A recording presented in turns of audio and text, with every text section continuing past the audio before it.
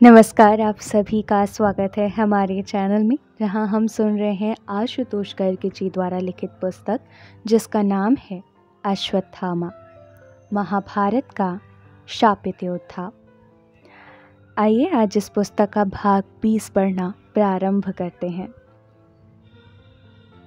कौन जानता था कि कुरुक्षेत्र के भूमिखंड पर भारतवर्ष के सर्वाधिक शक्तिशाली राज परिवार के विनाश की गाथा लिखी जा रही थी। कौरवों की 11 अक्षौहिणी और पांडवों की 7 अक्षौहिणी सेनाओं ने आमने सामने पड़ाव डाल लिए थे। कौरव सेना की कमान जहां उसके सबसे वयोवृद्ध योद्धा पितामह भीष्म के हाथ में थी, वहीं कृष्ण के परामर्श पर धृष्टद्युम्न को पांडवों का सेनापति नियुक्त किया गया था। मैं भीष्म को सर्वश्रेष्ठ योद्धा के अतिरिक्त एक सुलझा हुआ व्यक्ति भी मानता था। हालांकि जब दुर्योधन ने उनसे सेनापति बनने का आग्रह किया तो उसके उत्तर में भीष्म ने ऐसी बात कह दी जिसे सुनकर सब विचलित हो गए। वे बोले, वैसे तो मैंने अपने प्रिय पांडु के पुत्रों से युद्ध करने का सदा ही विरोध किया है, किंतु अब जब इस हठी और अभिमानी दुर्योधन के कारण यह युद्ध हमारे ऊपर थोप दिया गया है तो मैं इसका नेतृत्व करने के लिए तैयार हूँ, परंतु इसके लिए मेरी एक शर्त है। मैं युद्ध में तभी भाग लूंगा यदि यह सूतपुत्र कर्ण रणभूमि से बाहर रहेगा। गंगापुत्र भीष्म भीषण प्रतिज्ञाएं लेने और उन्हें निष्ठापूर्वक निभाने के लिए विख्यात थे, परंतु ऐसे समय में जबकि यह युद्ध समूचे कुरुवंश के अस्तित्व का प्रश्न बन गया था, पितामह की यह शर्त मुझे सर्वथा अनुचित जान पड़ी।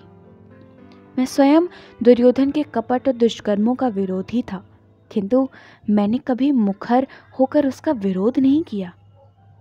तथापि इस अवसर पर मुझसे चुप नहीं रहा गया। मैंने भीष्म से कहा, पितामह, आप इस परिवार में सबसे अनुभवी एवं पूजनीय हैं, इसलिए मैं आपकी प्रत्येक बात का हृदय से सम्मान करता हूँ, किंतु आपकी यह शर्त मुझे उचित नहीं लगती। आपका कर्ण से किसी भी बात पर अथवा कितने भी विषयों पर वैचारिक मतभेद हो सकता है, किंतु अभी हम युद्ध भूमि में खड़े हैं और इस समय हमें संगठित होकर लड़ने की आवश्यकता है। क्या इस तरह आपसी मतभेदों के बीच में लाने से हमारी शक्ति का क्षरण नहीं होगा? क्या उन मतभेदों पर युद्ध के बाद विचार नहीं किया जा सकता? युद्ध के बाद? भीष्म ने मुझे बीच में टोका।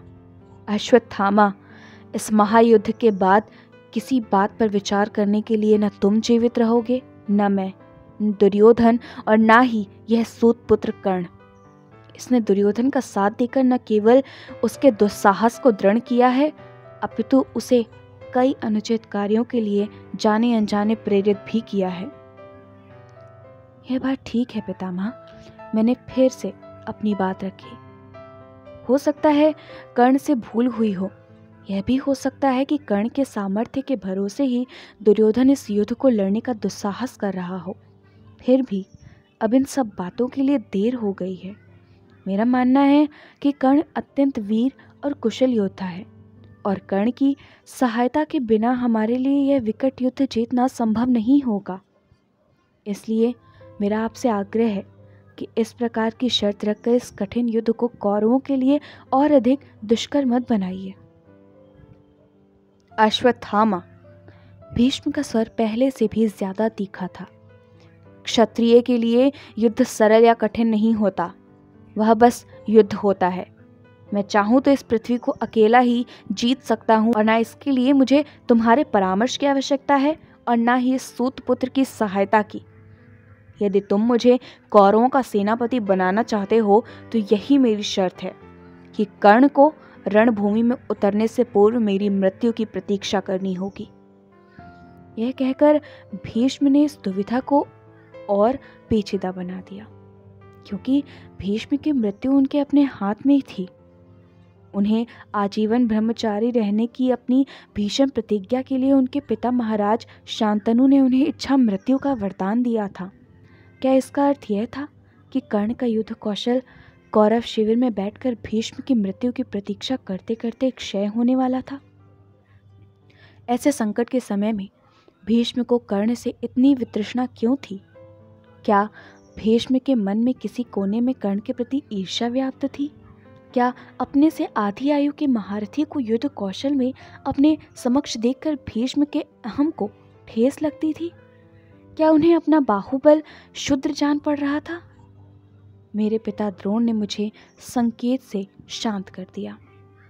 मैंने पहली बार पराक्रमी भीष्म के विकट व्यक्तित्व में दुर्बलता का पुट देखा था। दुर्योधन के चेहरे पर उदासी छा गई। उसने जिस उद्देश्य से कर्ण को अंग देश का राजा बनाया था, वह उद्देश्य विफल होने जा रहा था, और कर्ण के सहारे की जिस आशा का संबल थाम कर वह पांडवों के साथ भीषण युद्ध में उतरने जा रहा था, वह संबल युद्ध से पूर्व ही लड़खड़ा गया था। दुर्योधन को भीष्म के नेतृत्व तथा कर्ण के बाहुबल में किसी एक का चयन करना था। मैंने महसूस किया कि दुर्योधन को दुविधा में फंसा और कर्ण को विवशता में जकड़ा देख भीष्म को एक प्रकार से निर्मम सुख मिल रहा था। भीष्म ने अपनी प्रसन्नता को छिपाते हुए दुर्योधन से कहा, हताश ना हो पुत्र, मैं जानता हूँ कि तुम युद्ध भूमि में कर्ण की अनुपस्थिति से शत्रु को मिलने वाले लाभ को लेकर चिंतित हो, किंतु मैं तुम्हें वचन देता हूँ कि मैं प्रतिदिन पांडवों के असंख्य सैनिकों का वध करूंगा और यह प्रयास करूंगा कि तुम्हें युद्ध भूमि में कर्ण का अभाव न महसूस हो। यद्यपि पांडव मुझे अति प्रिय हैं, मैं तुम्हें यह वचन भी देता हूँ कि रणभूमि में किसी प्रकार का भेदभाव नहीं करूंगा तथा शिखंडी के अतिरिक्त मेरे सामने जो भी आएगा मैं उसे यमलोक पहुंचा दूंगा।